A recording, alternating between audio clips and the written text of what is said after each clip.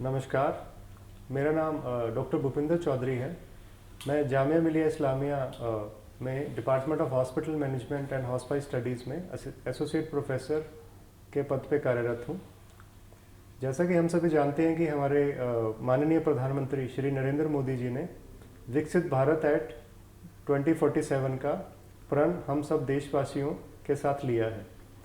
तो हम सबका ये कर्तव्य है कि इस प्रण को पूरा करने में हम उनका सहयोग करें, ताकि हम अपनी आने वाली पीढ़ी को एक विकसित देश तोहफे में दे सकें। आज हमारे साथ हैं हमारी यूनिवर्सिटी के मास्टर्स प्रोग्राम के एक विद्यार्थी। मैं उनसे गुजारिश करूंगा कि अपना इंट्रोडक्शन दें। अस्सलामु अलैकुम, मेरा नाम मोहम्मद मेराज हुसैन है। मैं जामिया मिलिया इस्लामिया से MBA फार्मास्यूटिकल मैनेजमेंट कर रहा हूँ। मिराज, आपने बीते कुछ दिनों में विकसित भारत एट 2047 के बारे में काफ़ी सुना होगा और आपने काफ़ी चर्चा में भाग भी लिया होगा। अलग अलग लेवल पे इसके लिए कुछ इवेंट्स भी ऑर्गेनाइज किए जा रहे हैं। तो मैं आपसे ये जानना चाहता हूँ कि ये जो विकसित भारत एट 2047 का जो प्रण हमने लिया है, इस पे आप किस तरह से देखते हैं? सर, पहले तो हमारे माननीय प्रधानमंत्री जी का बहुत बहुत शुक्रिया कि जो उन्होंने ये इनिशिएटिव जेनरिक मेडिसिन का इनिशिएटिव लिया जन औषधि योजना के तहत। वो एक अच्छा योजना रहा और काफ़ी पुअर लोग, जो गरीब तबके से लोग थे, वो काफ़ी उनका उसके फ़ायदा उठाएं। और मैं चाहूँगा कि इस इनिशिएटिव को और मोदी जी और अगले लेवल तक जाएं और न्यू फार्मूलेशन के तहत लेकर जाएं। तो गवर्नमेंट फंडेड फार्मूलेशन के तहत जाएं, तो उससे क्या होगा, गवर्नमेंट जो फंडेड होगी फार्मूलेशन, वो गरीब लोगों को कम रेट पर, प्राइस पर दवाई मिलेगी। मिराज, आप फार्मास्यूटिकल मैनेजमेंट के स्टूडेंट हैं और फार्मास्यूटिकल सेक्टर में इंडिया का ग्रोथ बहुत ही पॉजिटिव रहा है बीते कुछ दशकों में। तो मैं आपसे जानना चाहता हूं कि विकसित भारत 2047 को अचीव करने के लिए कलेक्टिवली हम सब इंडियंस को किस तरह से आगे बढ़ना चाहिए? सर, ऑलरेडी हम लोग एक वेल ग्रोथ हैं फार्मास्यूटिकल इंडस्ट्री में, लेकिन जो हमारा कहीं ना कहीं हमारा जो ग्रोथ है वो मैन्युफैक्चरिंग यूनिट तक ही सीमित है।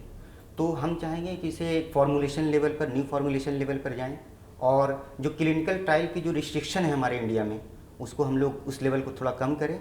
और जैसे हमारा जो ग्रोथ है वो इंडिया का, वो खास कुछ ही स्टेट तक सीमित है, जैसे महाराष्ट्र, हिमाचल प्रदेश, सिक्किम, बस इन 3-4 स्टेट में ही हमारा प्रोडक्शन हमारा है। तो हम चाहेंगे जैसे हमारा राज्य बिहार, यूपी, झारखंड, बिलासपुर, ये इन राज्यों में भी हम लोग चाहेंगे कि इनमें मैन्युफैक्चरिंग यूनिट बने और रिसर्च फैसिलिटीज़ बने, जिसके तहत हम लोग इंडिपेंडेंट हो जाएं अपने API प्रोडक्शन में और न्यू फॉर्मुलेशन। मिराज, आपके विचारों से मैं काफ़ी हद तक सहमत हूँ।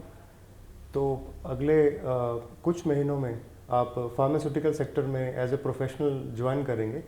तो मैं आपसे जानना चाहता हूं कि विकसित भारत एट 2047 के गोल को अचीव करने के लिए एट इंडिविजुअल लेवल आप अपने पर्सनल लेवल पे किस तरह से कंट्रीब्यूट कर सकते हैं?